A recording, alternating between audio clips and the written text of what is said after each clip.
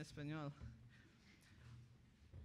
My role, as I understand it here, is to give an update, a report about Un Buen Comienzo, a project that has, as you have heard from Mariana Alwin, really started 5 years ago. But I want to emphasize that I'm speaking here very much on behalf of an extremely large team. What I am reporting is not mostly my work. It is the product of some thinking done at Harvard in collaboration with my colleague Hiro Yoshikawa there. But much more importantly, the work of the implementation team here in Santiago, and many of you are in the audience, the many coaches and the employees of Fundación Oportunidad, and a very effective evaluation team led, in fact, by Ernesto Trevino. Furthermore, it's a complex, multifaceted intervention, so I am talking about work that's very close to my heart, namely the dimension of the intervention that has to do with language and literacy. But other aspects of the intervention that I will talk about have been spearheaded by other members of our team. And I would be remiss not to mention the very important role of the David Rockefeller Center for Latin American Studies, the prior director, Steve Reifenberg, and the current director, Ned Strong, in supporting this work and sort of simplifying the process of working in Chile and having contacts with the right people in Chile. Finally, of course, the Ministry of Education has been an active participant in thinking and supporting this work from the very beginning. So there are many, many people to thank, but really I'm not thanking them. I'm just re-invoicing them as I stand here and talk about where we are with this project in 2011. So you've heard a bit of the context from Mariana Alwin earlier today. I will, just for those of you who perhaps don't know, I will do a quick summary of what UBC is, and then focus mostly in my 40 minutes or so on the nature of the intervention, but in particular the justification in the history of research for the foci of the intervention. Why did we pick language? Why did we pick social development, socio-emotional development? Why did we pick health?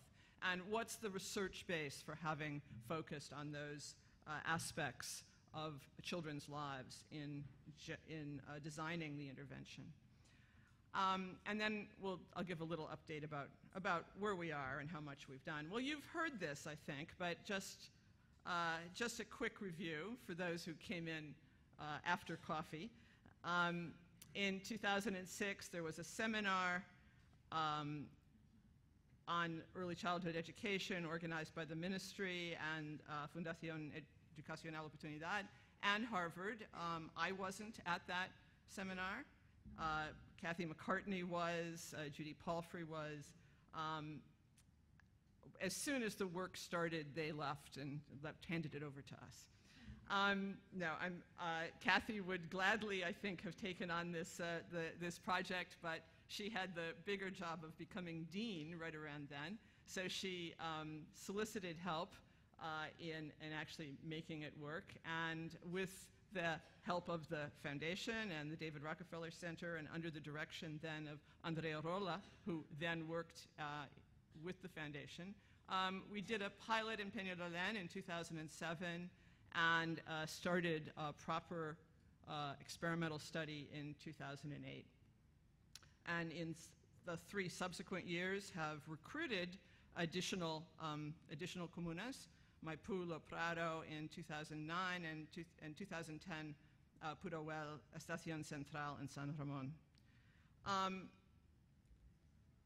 with why these different comunas? Because it is a proper experimental study, and within each of the comunas, it is necessary to randomly assign schools to receive a intervention 1 or intervention 2, and really these two interventions differ in the intensity with which the schools receive support from the project.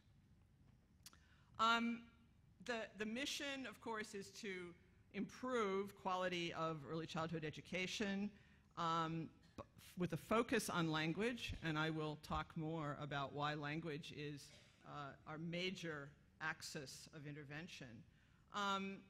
But because we're working in municipal schools, of course, we're working with the most vulnerable children, children from families with the greatest financial and educational risks.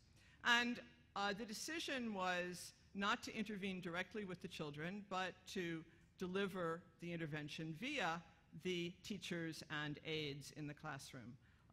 One of the somewhat unusual aspects of this intervention is that we found it desirable, and it has turned out to be very valuable, to insist that the aides, the technicos in the classroom also participate.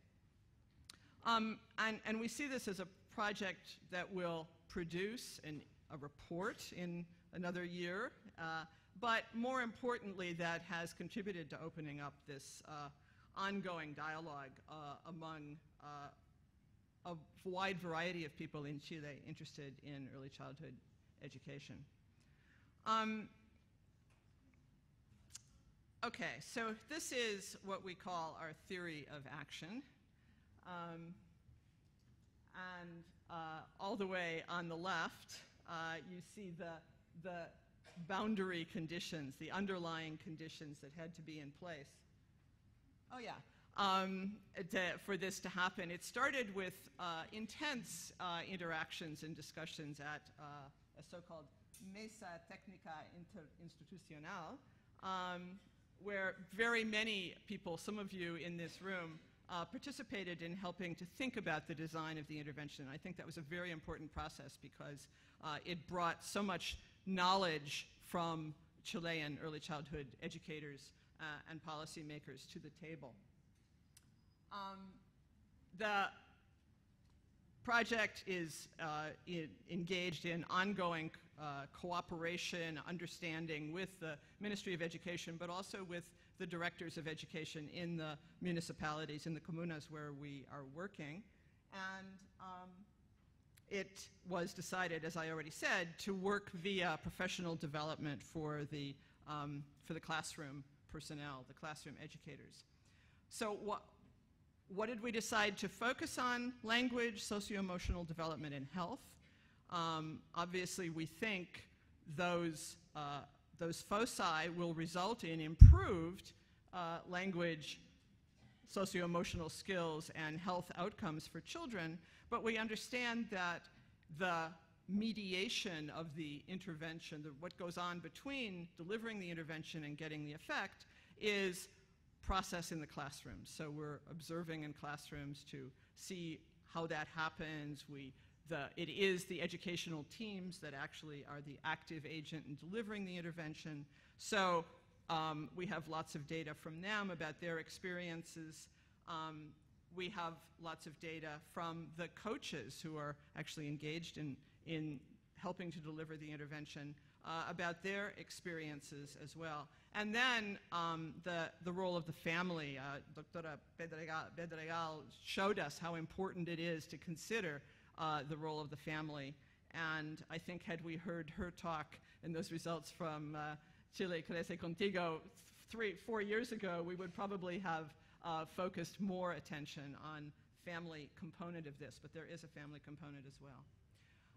So the immediate objectives are to reduce levels of reading difficulties, and to do that in part by reducing the vocabulary gap. The vocabulary gap between children in families with few social, financial, and educational resources and those from families with more resources is very well documented in North America. And I'm sure it exists in Chile as well. And the reason for worrying about that vocabulary gap is because vocabulary is the best single predictor of reading outcomes, particularly the important reading outcomes, the ones we care about a lot: comprehension, reading with comprehension. In addition, and partly in support of those objectives having to do with more language and thus better literacy, we hoped with the intervention to improve the climate, the classroom climate, because a positive classroom climate is crucial to ensuring learning, and to involve parents in their children's learning, and to improve the children's health, particularly to intervene with the health of those children who are most likely to miss school because of asthma and other health problems. The most wonderful classroom climate, the richest language environment in the classroom, doesn't help children who don't go to school. And there's a very high rate of absenteeism in early childhood classrooms in Chile. So whatever we can do to reduce absenteeism in those early childhood years will improve the effectiveness of the other aspects of the intervention. So this is a quick model of the cycle. There are 6 monthly cycles that the intensive intervention consists of: a workshop that the teachers and technicos attend, and then in the subsequent week, a visit by a coach who has a discussion, who demonstrates a new teaching technique, who models it, coaches the teacher, and discusses with the teacher the value of this technique. The next week, another coaching intervention, and every couple of months, an opportunity for groups of teachers to reflect on what they're learning and how their practices are changing. This is delivered 2 subsequent years of 6 cycles. It's delivered, the primary focus of this are teachers in 4-year-old classrooms in pre-kinder, but the teachers in kindergarten classrooms in those same schools also participate. And the design of the study is that, first of all, in March, when school starts, we recruit schools for participation, then test children, and then have a lottery to assign schools to intervention 1 or intervention 2. So the lottery occurs after the children have been tested, and the goal is that the children in the intensive intervention and the children in the less intensive intervention are indistinguishable from one another. That's the point of random assignment, but we're randomly assigning schools to the intensive or the less intensive intervention. And then subsequently, at the end of the school year, all the children are tested again, and then followed from pre-kindergarten into kindergarten. All right, so how big is this project so far? We have now completed all the recruitment of all the participating schools. 64 schools have been recruited to participate. 240 teachers and technicos have been involved in the intervention, and 1,870 students from the pre-kinder classroom have been the direct beneficiaries. Other children are the less direct beneficiaries of the intervention, other children in the same school, but these are these 1,870 children form the core of the group on whom the effects will be evaluated. And if you have questions about all of this, Ernesto will be the right person to direct them to. So let me give you a little bit of the argument that went into the thinking of the group that designed the intervention and designed and determined the importance of having a proper experimental evaluation of it. First of all, you heard from Kathy McCartney, and for that matter from Fernando Rojas, a little bit about the economic argument in support of starting early, starting with 4-year-olds. There is a long-term economic outcome, and I won't repeat those arguments because I actually agree with the observation that this should be more of an ethical than an economic commitment. But most importantly, starting early, in the domain of language and in the domain of literacy, deficits accumulate. So if you don't start early, then it is very quickly necessary to engage in intervention, which is more likely to fail when a little dose of prevention would have been successful.